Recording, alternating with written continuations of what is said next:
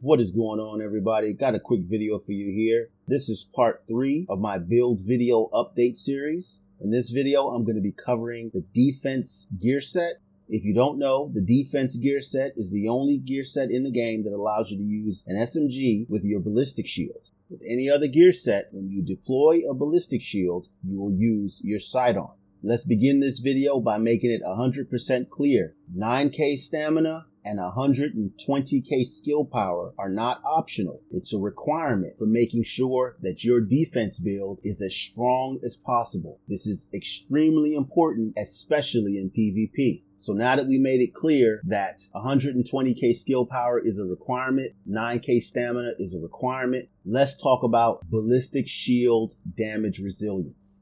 Ballistic shield damage resilience are the performance mods you want to put in your D3 build. These mods roll up to 5%, plus the bonuses from the gear set gives you about 45% ballistic shield damage resilience. That means you take 45% less damage at all times. The only thing stronger than this is the blue super that gives you 50% damage resilience for 12 seconds. Anything less and your shield will fall apart in your hand over and over again. But it's okay. It's the guys that decide to take shortcuts and decide that some mods are optional are why most people assume anyone with a D3 has a weak shield. 9k stamina, 120k skill power, and ballistic shield damage resilience mods. This is what defines a good D3 build versus a mediocre D3 build. Hopefully that little bit of information clears up any misunderstandings when it comes to the D3 gear set. I'm not going to preach anymore. Let's get into the build so I can show you guys what this D3 is all about.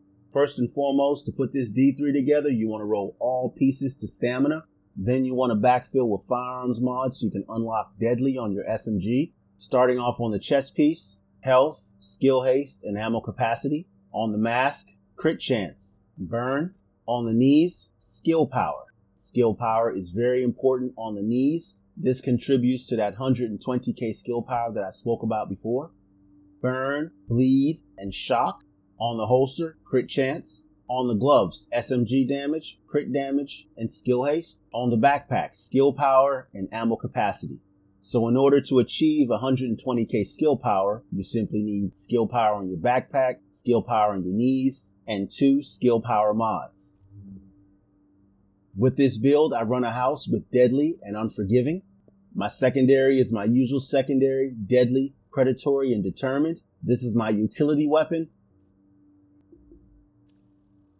Over to the stat sheet, I've got 41.5% crit chance and 103% crit damage with 27% skill haste. Since the ballistic shield is a skill and you will get into situations where your shield will break, speccing into skill haste is very important because it allows you to get your shield back in situations where it happens to break. Now my shield doesn't break often, but when it does, I simply play evasive and I'll get my shield back in next to no time. That allows me to get back into the fight and continue to do what I do best. For the skills, of course, I'm running a ballistic shield. And as you can see, I'll get my shield back in 23 seconds if I ever run into a situation where my shield ever breaks. I've run this with an immune station for burst heal and to keep me safe from status effects. I also run this with a recovery link. If I get into a situation where I'm about to die, I'll pop this, and this not only heals me, but it also heals the shield. For talents, I run Crit Save, Combat Medic, because this is a team build, but also because Combat Medic heals the shield. Strike Back, and On the Move.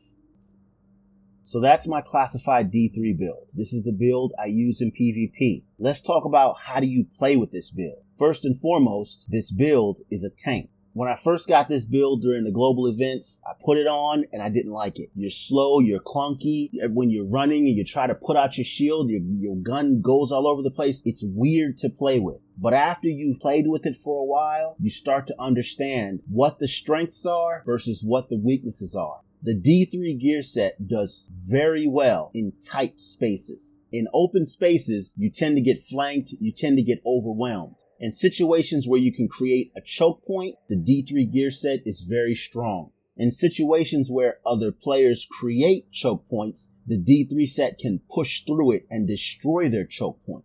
Use this thing like a walking wall and use the damage resilience that I talked about before to your advantage. You're taking less damage, so this allows you to push into places anybody else that would try to push into would be easily killed. Transmissions jammed. This has been my updated classified D3 build. I hope you found this video helpful. Thank you for watching. Take care, everybody.